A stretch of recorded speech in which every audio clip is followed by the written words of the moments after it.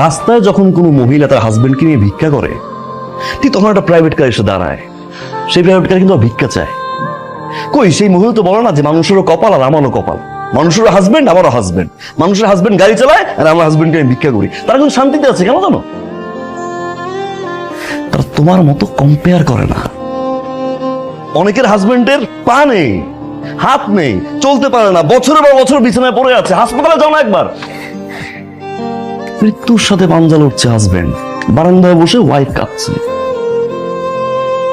Compare যদি করতে হয় তাদের সাথে করো না। আমার তোমার সুস্থ রাখছে, আমার হাত কাজ করে, আমার পা কাজ করে, আমি একটা সুস্থ মানুষ, আলহামদুলিল্লাহ বলো না। অনেকের হাজবেন্ড অফিসের জন্য বাসা থেকে বের হয়, অফিস থেকে বাসায় ফিরে লাশ হয়ে, হয়তো অ্যাক্সিডেন্ট করে, না হয় কোনো অঘটন ঘটে। আমি তো সুস্থ হয়ে বাসায় ফিরি, একটাবার গেটটা খুলে আমাকে সুস্থ দেখে আলহামদুলিল্লাহ বলো না।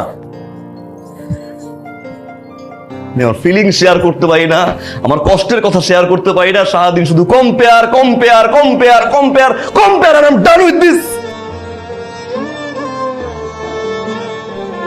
আর বলো না, আর বললো না, আমি